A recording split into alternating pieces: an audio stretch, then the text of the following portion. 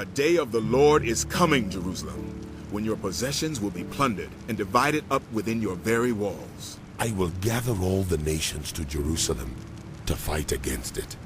The city will be captured, the houses ransacked, and the women ravished. Half of the city will go into exile, but the rest of the people will not be taken from the city.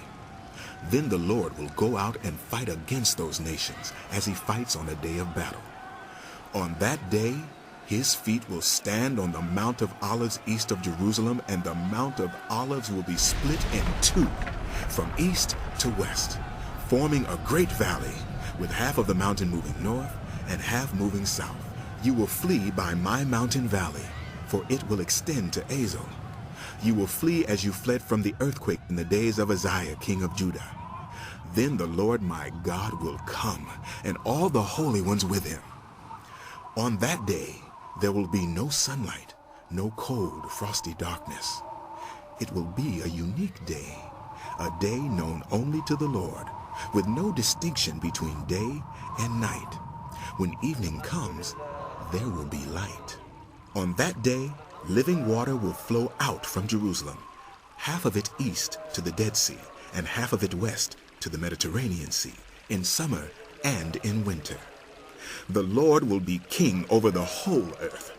On that day, there will be one Lord, and his name, the only name. The whole land, from Geba to Rimmon, south of Jerusalem, will become like the Arabah. But Jerusalem will be raised up high from the Benjamin gate to the site of the first gate, to the corner gate, and from the tower of Hananel to the royal wine presses, and will remain in its place. It will be inhabited. Never again will it be destroyed. Jerusalem will be secure. This is the plague with which the Lord will strike all the nations that fought against Jerusalem. Their flesh will rot while they are still standing on their feet. Their eyes will rot in their sockets, and their tongues will rot in their mouths. On that day, people will be stricken by the Lord with great panic. They will seize each other by the hand and attack one another. Judah too will fight, and Jerusalem. The wealth of all the surrounding nations will be collected, great quantities of gold and silver and clothing. A similar plague will strike the horses and mules, the camels and donkeys, and all the animals in those camps.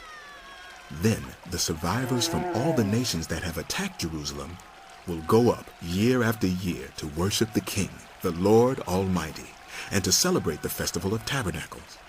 If any of the peoples of the earth do not go up to Jerusalem to worship the King, the Lord Almighty, they will have no rain. If the Egyptian people do not go up and take part, they will have no rain. The Lord will bring on them the plague he inflicts on the nations that do not go up to celebrate the Festival of Tabernacles. This will be the punishment of Egypt, and the punishment of all the nations that do not go up to celebrate the Festival of Tabernacles. On that day, holy to the Lord will be inscribed on the bells of the horses, and the cooking pots in the Lord's house will be like the sacred bowls in front of the altar. Every pot in Jerusalem and Judah will be holy to the Lord Almighty, and all who come to sacrifice will take some of the pots and cook in them. And on that day, there will no longer be a Canaanite in the house of the Lord Almighty.